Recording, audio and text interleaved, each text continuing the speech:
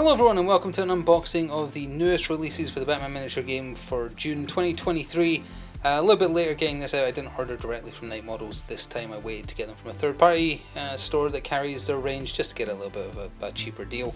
So this time around we have the new Red Hood miniature, Red Hood the Outlaw. We have Vengeance, aka Bane's daughter, aka Bane's clone. We have the Ten-Eyed Man, I'm going to have some things to say about him. And then we have Bird and Wrestlers.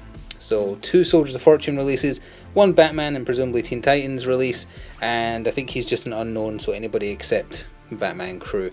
So we're going to look at all these. For the record, everything came wrapped in polythene as it should do, so nothing wrong there. I just removed it before starting to record. I shook them all to make sure there's sprue in all of them, but as for checking to see whether or not everything is in there and everything is correct, we're about to find that out together, and I guess we'll go from top left and do the big box last. So let's start with Red Hood the Outlaw. I'm kind of surprised he wasn't in a big size box because I thought they'd want to show off how fancy his model is. If you're not a fan of action poses, this one is going to be very apparent to you, because much like the most recent new Robin, Red Hood is beating up some clowns. These look more like Heath Ledger clowns than the ones on the Robin base. Comes with an alternative head option as well. You don't have to have him wearing his red hood / mask. You can have him just being Jason Todd. And as per usual, got to look at the app for his rules. But is everything in here as it should be? Also, will there be any more bits of paper to mark who packed the bags? The answer is absolutely yes, because there it is right there. So, let's see. Incidentally, just as a thing, I talked about these when doing the Scarecrow release, that they're now doing quality control, so when you complain, you can say, hey, this person is the person who messed this up, which is great. They've actually done that before. They just stopped, because I found a really old first edition release. It was the Scarecrow markers, just pumpkins, basically. And inside that, it had a quality control reference. So Night Models did used to do it, and then at some point they got lazy and stopped, and now they're back to doing it, which is a good thing. So BC523 packed this up. Let's see what we have. Well, we have ourselves the base. We have ourselves Jason's body, which looks all in order. So we've got his body. That's not his head. There's one of his head options, the just normal face mask along with 2 hands I presume are his.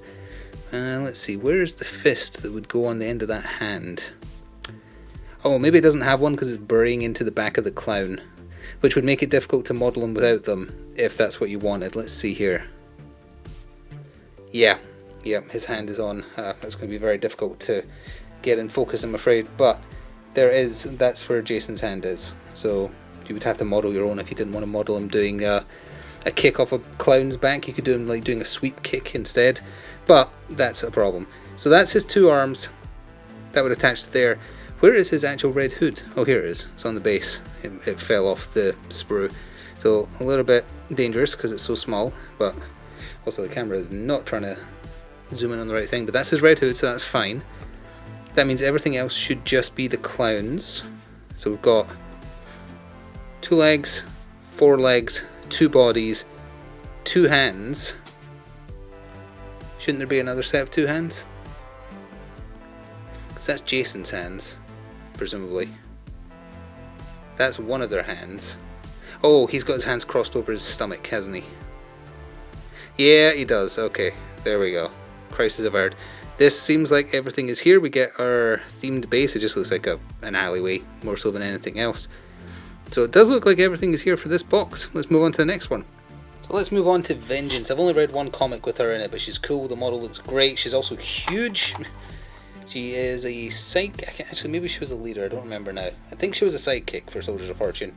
But either way, a sidekick can be a leader as well. So if I'm wrong about it and she was in fact a boss, it doesn't matter.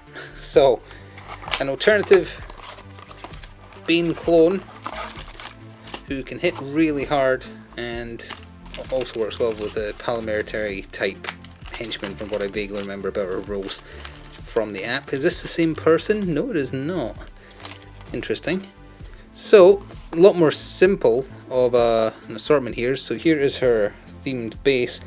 Probably the jungles of Santa Prisca, or the jungle from, I've forgotten the name of the story I read. It's the one where the Court of Owls sends Jim Gordon to find Joker, and she kind of makes her debut there.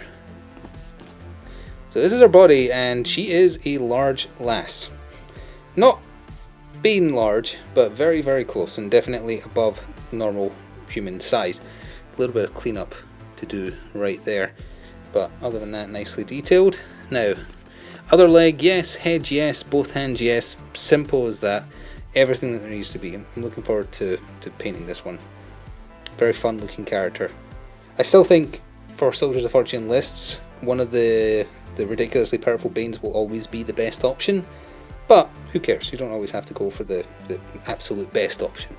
And if I remember rightly, she introduces a new role that someone else in this set of releases had. I've forgotten who. It might be Red Hood.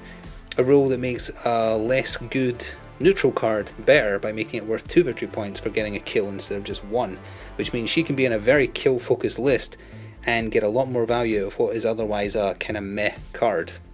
So second last from the Dark Knight range, which is where they put their sillier characters from Batman's history, we have the Ten-Eyed Man. My chat and I had fun looking up this character when we saw his reveal. So this is a guy who was blinded and then underwent a experimental surgery, I think it was, or experiment of some variety, and it gave him the ability to see through each of his 10 finger and thumbs. So he can see through all of them and perceive everything that they see. Which raises all kind of questions, but either way, that's his gimmick. He's also just a guy with a gun and a silly costume. Let's see, is there a picture of him in the comic? I presume that's him there, although he's in silhouette mostly and Batman's in front of him. But yeah, one of the older, sillier villains, just a general henchman for any non-Batman themed crew that's kind of villainous. I think that's the same number that was on Red Hood, but not Vengeance. Let's see what we've got in here. Again, it seems like a pretty simple part of it's fallen off, but that's okay. So we've got a themed base. I guess it's kind of maybe a park bit or a sewer. It's kind of painted like a sewer in the official paint job, so maybe that's what it is. A couple of discarded cans. He stands on it like that, I believe. Then we have his base, of course, and then we have, except the hand with the gun that fell off the sprue. Oh, the back of his costume looks a little weirder than I was anticipating. Let's just bring it into focus here, hopefully. That should be it right there. And we have ourselves his other hand, his other leg, then his body. Got to do some cleanup, but everything is there as it should be. Just a nice silly little addition. One of these days I'm going to have to run a Joker crew with all the silly henchmen because there's no restriction for them. So that would be very fun. Probably not good at all, but still pretty fun. So last but by no means least, we have Bird and Wrestlers. Two just wrestlers, randomly wrestler themed, well semi-randomly themed new henchmen for Soldier of Fortune crew. As far as I'm aware, there is no specific reference with these guys. Bird, on the other hand, he has already been available for the game since 2nd edition, as he appeared in the Arkham Origins video game. So he appeared like that. This is how he should look. This is how he looked in Nightfall, the Nightfall trilogy, alongside Bane. So this is really what he should look like. I think he's a sidekick option and just has some support with his falconry. But these guys are fun. They look like they're right out of a Rumbleverse or something. So here's a better look at each individual model on the back here.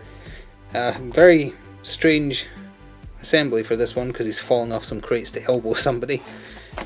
Might be hard to work out whether or not everything's in here as well, but let's give it an old college try. 3 separate bags. Oh, if these are separated correctly, then that makes things much easier. No quality control thing. Hang on. Nope, no quality control thing at all. Oh, that's interesting. Let's hope everything's here. Hang on, there we go, just sorting the box. So no quality control thing at all. This looks like this is Bird. It does look like it's properly spaced out though, so there is that. So I'll just put Bird plus base. We have his themed base. It's got a chain on it, some papers. So that's his base. Wait, he wouldn't have... Oh no, he does have crates on his base as well. So they are for him. So we've got ourselves 2 crates for the base. There is indentations for them right there, actually, now that I look. We've got his body with 1 leg attached. One of his hands that fell off. We've got his other leg. His other hand, which is attached to his bird. I've forgotten what his main bird is called. His head, and that's just the blue sash thing, which you can hopefully just about see right there. So that looks correct. I think this is the flexing wrestler, so this isn't as confusing. Let's do that. Yep. He's got a protein shake. A protein shake for the base. There is a hole in the base. It needs a little bit of cleaning though, but there is holes for it. And then it's just his immensely swole body, dabbing hand, other hand, and luchador mask face. Very easy assembly as well. So yeah, everything fine there. This is the complicated one though. Let me just clean the desk a little bit. So let's see if we can work this one out. They're on track for a perfect score. So, base. Themed base. More chains, I guess. Circus themed, or I don't know, do you associate chains with wrestling? So that looks like the first part of the tower. Yeah, first part of the tower, so it goes like that. Then you've got the second part. This is for one of his legs, which I think, oh, that's the very top. I'm not sure where that one goes. I think they must combine somehow. That's going to take some planning. It looks like they're all there though. So we've got the body, like this. There we go, like that. Just hopefully in focus. So he's dropping the elbow, but he's got no limbs attached. That is 1 foot. 2 foot, both hands. A dumbbell. I don't even see a dumbbell on the model. It must be like hidden behind the boxes or something, but yeah, there's a dumbbell. Another crate. Oh, the medal he's wearing is a separate piece. That's going to be awkward to put on. And then his head. So it does look like, barring anything I discover after the fact when I assemble these, and if I do, I'll put them in the description in a sticky comment rather. But it seems like a perfect score to me this time, which is good. So I guess technically you could argue it's not literally perfect because there was no quality control in there, which means if there was something missing from there would be no proof who was responsible, so you could technically knock a couple of points off for that.